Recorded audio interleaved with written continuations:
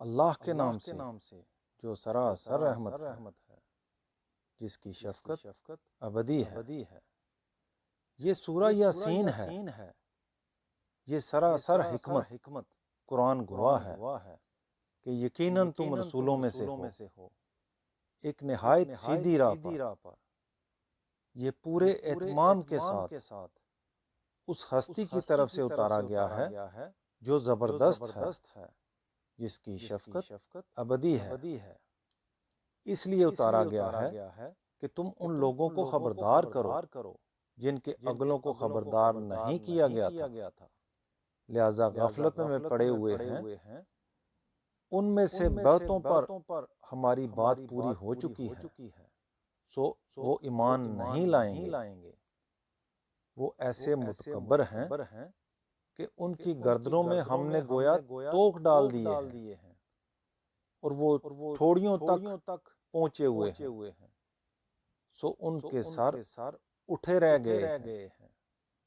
ہم نے ان کے آگے بھی ایک دیوار کھڑی کر دی ہے، اور ان کے پیچھے بھی ایک دیوار کھڑی کر دی ہے۔ اس طرح ہم نے ان کو ڈھانک دیا ہے، تو انہیں اب کچھ سجائی نہیں دے رہا ہے۔ ان کے لیے برابر ہے تم انہیں خبردار کرو یا نہ کرو، وہ نہیں مانیں گے۔ تم تو اے پیغمبر صرف انہی کو خبردار کر سکتے ہو جو نصیحت پر چلیں اور بن دیکھے خدائے رحمان سے ڈریں۔ سو اس طرح کے لوگوں کو مغفرت کی اور خدا کی طرف سے باعزت صلے کی بشارت دو۔ یقیناً ہم ہی ایک دن مردوں کو زندہ کریں گے، اور ان کے حساب میں بھی ہمیں کوئی مشکل پیش نہیں آئے گی، اس لیے کہ انہوں نے جو کچھ آگے بھیجا اور جو کچھ انہوں نے پیچھے چھوڑا ہے، وہ سب ہم لکھتے جا رہے ہیں، اور ہم نے ہر چیز ایک واضح کتاب میں درج کر لی ہے۔ انہیں بستی والوں کی مثال سناؤ، جب ان کے پاس رسول آئے تھے، اس طرح کہ جب ہم نے 2 رسول ان کے پاس بھیجے تو انہوں نے دونوں کو جھٹلا دیا۔ پھر ہم نے ایک تیسرے شخص سے ان کی تائید کی تو انہوں نے لوگوں سے کہا، کچھ شک نہیں کہ ہم تمہارے پاس بھیجے ہوئے آئے ہیں۔ لوگوں نے جواب دیا کہ تم تو ہمارے ہی جیسے آدمی ہو، اور خدائے رحمان نے کوئی چیز نہیں اتاری ہے، تم محض جھوٹ بول رہے ہو۔ رسولوں نے کہا، ہمارا رب گواہ ہے کہ یقیناً ہم تمہارے پاس بھیجے ہوئے آئے ہیں، اور ہمارے اوپر اس کے سوا کوئی ذمہ داری نہیں ہے کہ صاف پہنچا دیں۔ لوگوں نے کہا، ہم تو تمہیں منحوس سمجھتے ہیں، اگر تم لوگ باز نہ آئے تو ہم تمہیں سنگسار کر چھوڑیں گے، اور ہماری طرف سے ضرور تم بڑی دردناک سزا پاؤ گے۔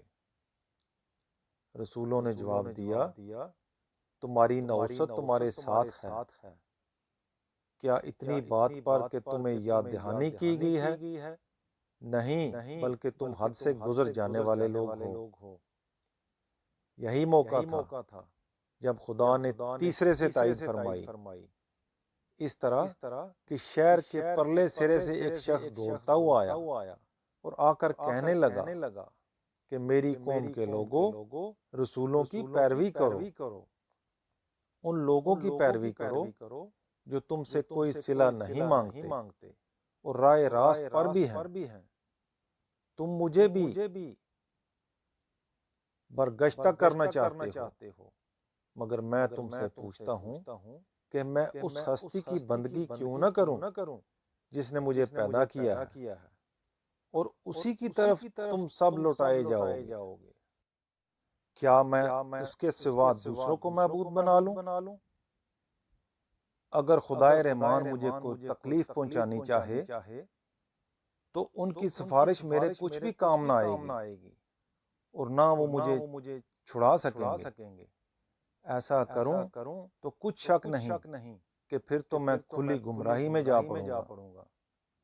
میں تمہارے پروردگار پر ایمان لایا ہوں تو تم بھی میری بات سنو۔ ارشاد ہوا جنت میں داخل ہو جاؤ۔ اس نے یہ بشارت سنی تو کہا اے کاش میری قوم اسے جان لیتی۔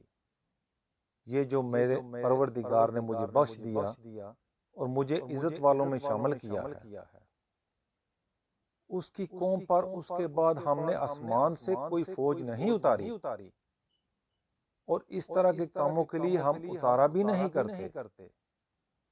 وہ ایک ڈانٹ ہی تھی اور دفتن وہ بجھ کر رہ گئے۔ افسوس بندوں پر ان کے پاس جو رسول بھی آیا وہ اس کا مذاق ہی اڑاتے رہے۔ تمہارے مخاطبین بھی اے پیغمبر اس وقت یہی کر رہے ہیں۔ کیا انہوں نے دیکھا نہیں کہ ان سے پہلے کتنی قوموں کو ہم نے ہلاک کر دیا کہ ان کے لوگ اب ان کی طرف کبھی لوٹ کر نہیں آئیں گے، اور کچھ شک نہیں کہ ایک دن یہ سب ہمارے ہی حضور میں اکٹھے حاضر کیے جائیں گے۔ یہ نشانیاں مانگتے ہیں، حقیقت یہ ہے کہ ان کے لیے مردہ زمین ایک بہت بڑی نشانی ہے۔ ہم نے آسمان سے پانی برسا کر اس کو زندہ کیا اور اس سے غلہ اگایا کہ یہ اس میں سے کھاتے ہیں، اور ہم نے کھجوروں اور انگوروں کے باغ اس میں لگائے اور اس میں چشمے نکال کر بہائے کہ یہ اس کے پھل کھائیں۔ یہ ان کے ہاتھوں نے نہیں بنائے ہیں، پھر کیا شکر نہیں کرتے؟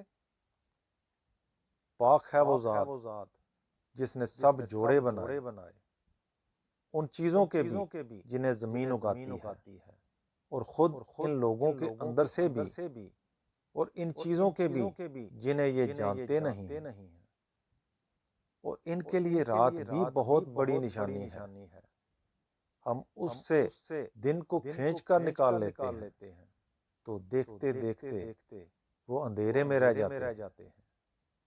سورج اسی مقصد سے اپنے ایک مقررہ راستے پر چلتا ہے۔